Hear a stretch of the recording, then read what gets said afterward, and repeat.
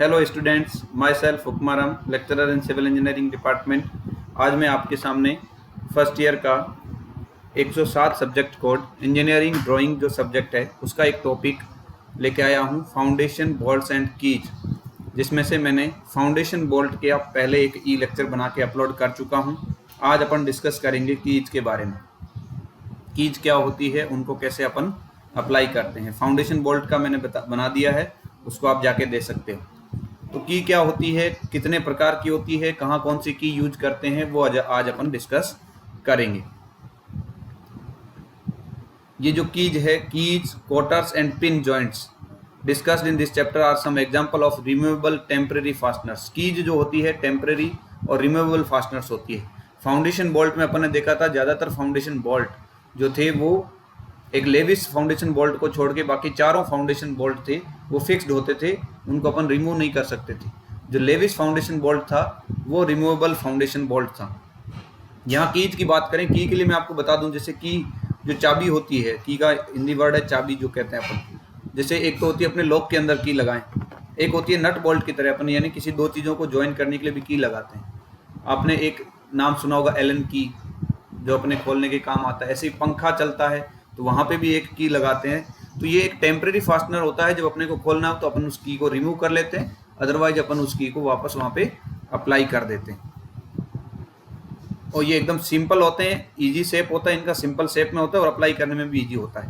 अब की क्या है, key are machine elements used to prevent relative rotational moments between a shaft and the parts mounted on it. जैसे shaft घूमती है तो शाफ्ट के वहाँ पे भी जो दो पोर्शन है वहाँ एक अपन क्या लगाते हैं, की लगा देते हैं, नहीं तो फिर वो रिलेटिव मोमेंट होता है। शाफ्ट है स्लिप मार जाएगी, स्लिप नहीं मारे उस रिलेटिव रोटेशन को प्रिवेंट करने के लिए, उसको रोकने के लिए अपन एक की प्रोवाइड करते हैं। जैसे पुली है, पुली को रोकने के लिए, या गियर है, व्हील कपलिंग है, इन सब को रोकने के लिए की प्रोवाइड की जाती है वहाँ पे। ये की का एक जनरल डायग्राम है, जिसके अंदर जैसे ये शाफ्ट है, इसके अंदर ये जो होल, कटिंग होल है, उसके अंदर ये की लग जाती है। और जब ये शाफ्ट इसके अंदर लगती है तो ये कील इसमें फंसी हुई होती है, और जब ये घूमती है तो स्लिप नहीं करता है, यानी एक शाफ्ट जो है रोटेट करती है, दूसरे को रोटेट कराते हैं। तो ये जो लगती है ये कहलाती है की।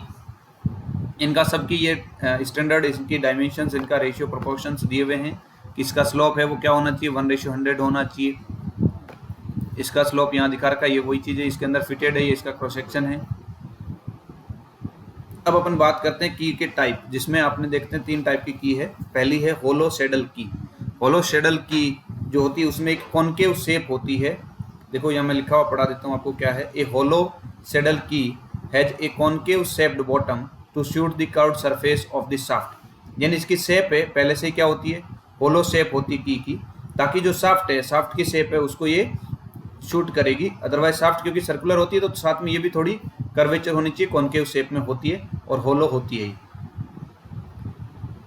ए की is made in the hub of mounting with A tapered bottom surface. इसकी जो सरफेस है वो बॉटम सरफेस है वो टेपर्ड होती है, जैसे स्लोप इसका 1:100 होता है।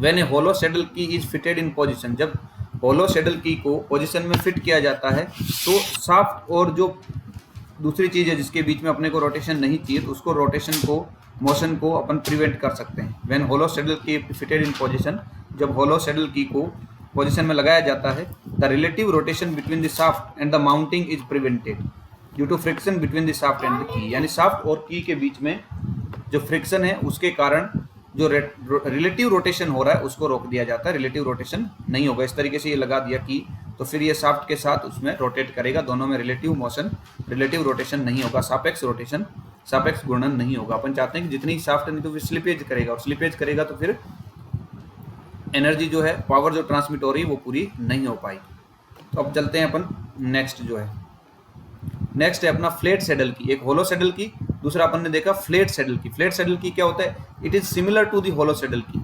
ये होलो सैडल की के तरह ही होता है, उसके सिमिलर ही होता है, except that bottom surface of it is flat. जैसे उसमें क्या था, पूरी सरफेस कॉनकेव शेप में थी, यहाँ बॉटम सरफेस है वो क्या होगी, फ्लैट होगी। ये डिफरेंस है इसमें।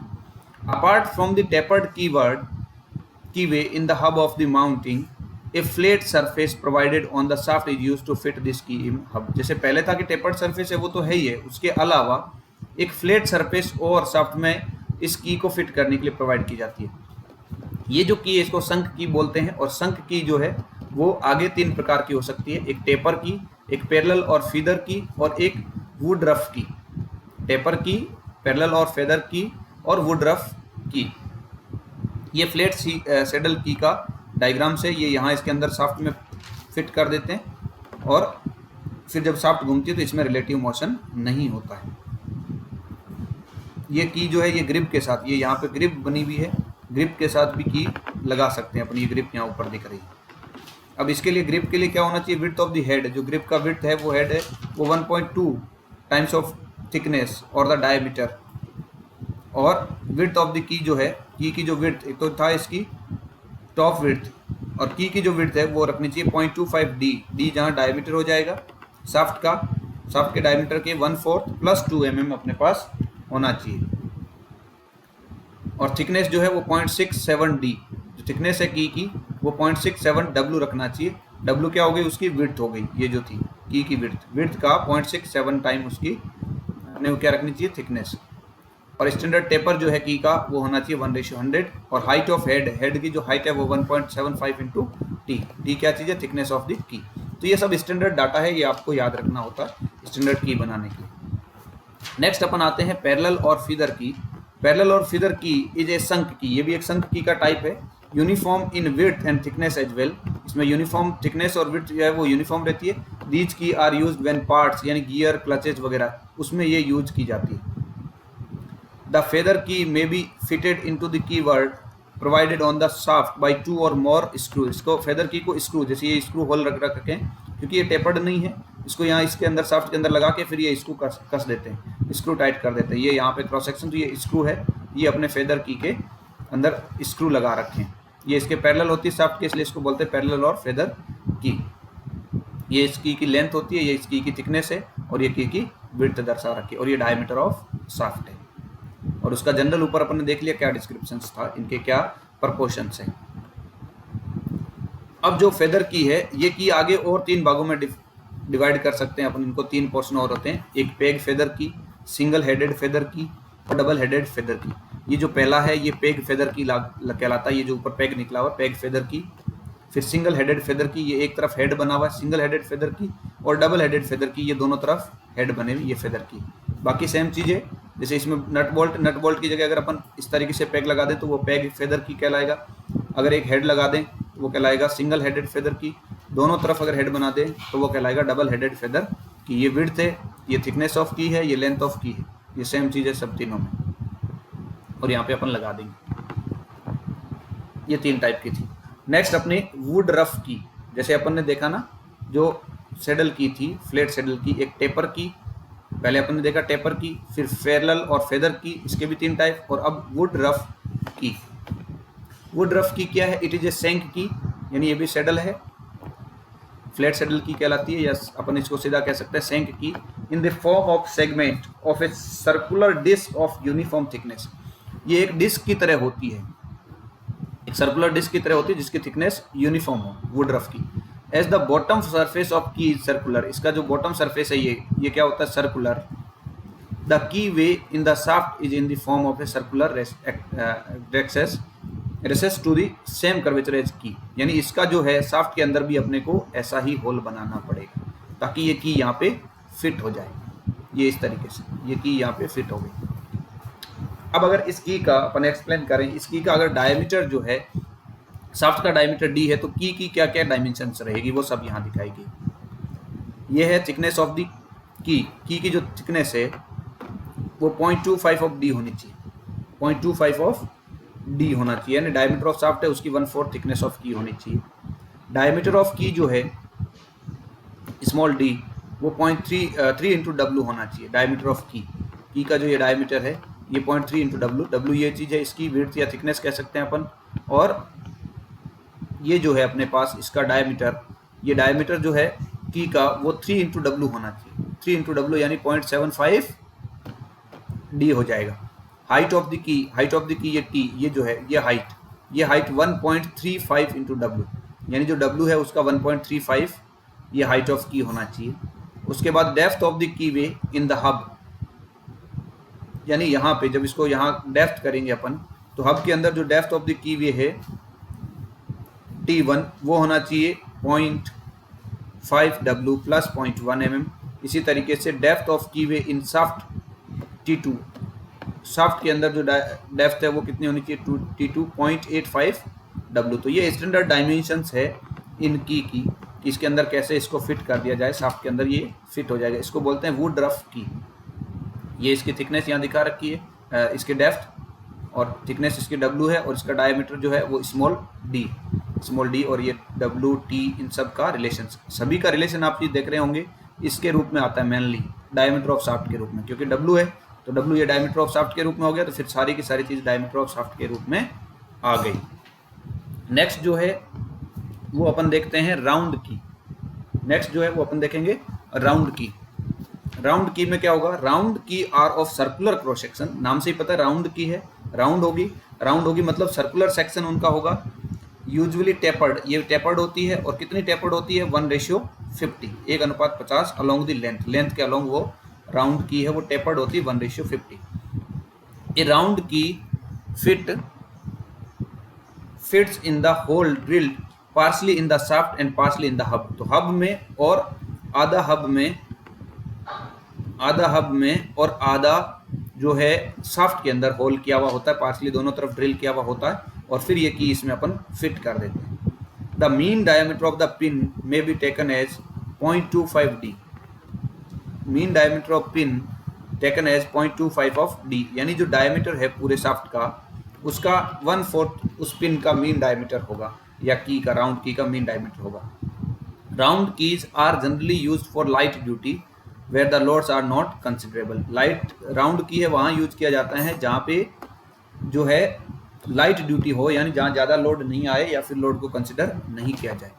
ये इस तरीके की राउंड की होती है, ये इस तरीके से ये सर्कुलर टाइप शेप में होती है, और फिर ये लेंथ इसकी लंबाई, यानी डायमीटर और लेंथ दो ही चीज़ होगी, और इसका लेंथ के अलोंग जो है वो टेपर्ड होती है 1:50 में। और फिर यहाँ पे अपन शाफ्ट के साथ ये राउंड की लगा देते हैं, फिर जब ये शाफ्ट किसी में फंस के चलेगी तो फिर ये शाफ्ट स्लिप नहीं करेगी और इसमें रिलेटिव रोटेशन नहीं होगा। ये इस तरीके से क्रॉस सेक्शन में अपन की देख सकते हैं, ये इस तरीके से।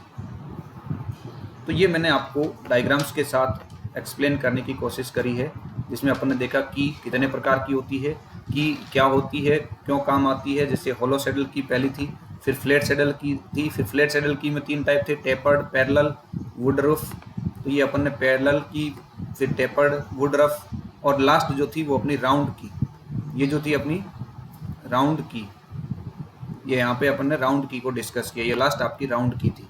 तो इस तरीके से अपन ने कीज के बारे में पढ़ा। तो ये आपका जो टॉपिक था फाउंडेशन बोल्ट्स एंड की, जो आपको स्केच बुक में करना था, ये आज मैंने आपको कंप्लीट करा दिया है। 2 लेक्चर है, एक पहला जो मैंने फाउंडेशन बोल्ट के बारे में बताया उसको भी अच्छे से देखना, और ये कीज के बारे में, यानी की को अपन किस तरीके से काम में लेते हैं। जनरली शाफ्ट के साथ की काम आती है, जैसे फाउंडेशन बोल्ट जनरली फाउंडेशन के साथ काम आता है। जब भी किसी मशीन की या किसी स्ट्रक्चर की फाउंडेशन की जाती है तो वहाँ फाउंडेशन बोल्ट लगाए जाते हैं। इसी तरीके से जब भी कोई शाफ्ट का है रोटेशन कराना है, पावर ट्रांसमिट करानी है, तो उस शाफ्ट स्लिप नहीं करे, उसमें रिलेटिव रोटेशन नहीं हो, सापेक्ष गुण नहीं हो, तो उससे बचने के लिए अपन साथ में की वहाँ लगा देते हैं, जिससे कि अपने पास जो है वो फेल नहीं होगा और अपने जो रोटेशन है वो सही रहेगा। कहीं पे भी रोटेशनल, जैसे अपने पंखा देख लो, चाहे मोटर देख लो, कोई भी ऐसा पार्ट होगा जो रोटेशनल गति करता है, जो घूर्णन गति करता है, जो घूमता है, वहाँ पे कीज प्रोवाइड अंदर की हुई होती है। चाहे कोई सी भी टाइप्स की जो अपन ने पढ़ी है, 3 टाइप की उनमें से कोई सी भी हो सकती है,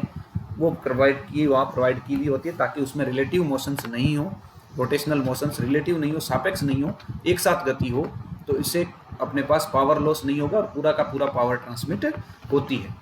तो ये अपन ने आज की का पूरा डिस्कस कर लिया। नेक्स्ट में अपन जो स्क्रू थ्रेड्स और फास्टनिंग्स वाला है वो लेक्चर अपन देखेंगे। काफ़ी बड़ा टॉपिक है, उसमें ज़्यादा लेक्चर्स बनेंगे। ये मैंने 2 लेक्चर्स में कंप्लीट किया है। इससे मैं आपको एक और बताना चाहूँगा कि मैंने वैसे ग्रुप में शेयर भी किया, फर्स्ट ईयर का जो ग्रुप बना व्हाट्सएप ग्रुप, और जीपीसी बीकानेर के यूट्यूब चैनल पे भी अपलोड किए हैं। तो 4 वीडियो मैंने बिल्डिंग ड्राइंग के ई लेक्चर के रूप में अपलोड कर चुका हूँ, 2 ये हो गए फाउंडेशन बोल्ट्स एंड कीज के। तो इसी तरीके से अपने आगे 1 बाय 1 करके जो ड्राइंग का रिमेनिंग सिलेबस है, जो क्लास में अपने जहाँ तक हो चुका था, उसके बाद का जो सिलेबस है उसको सारा अपन कवर करना चाहेंगे। इस तरीके से कुछ कुछ और आप यूट्यूब साइट्स भी देख सकते हैं। यूट्यूब पे बहुत सारे आपको ड्राइंग्स के भी मिल सकते हैं, या मैं कुछ लिंक्स भी आपको दे दूंगा जिसमें कि आप ड्राइंग्स का कुछ पोर्शन दे दें। जैसे कल शिवदयाल सर ने भी एक लिंक डाला था जिसमें काफ़ी अच्छा ड्राइंग्स का था। इस तरीके से मैं भी आपको कुछ लिंक्स दे दूंगा, आप वहाँ से भी अपने टॉपिक्स अच्छे क्लियर कर सकते हैं। बाकी जो है, मैं जो सिलेबस बचा हुआ है उसकी तो वीडियो मैं आपके अपलोड लेक्चर के ई लेक्चर के रूप में करता रहूँ। Thank you very much.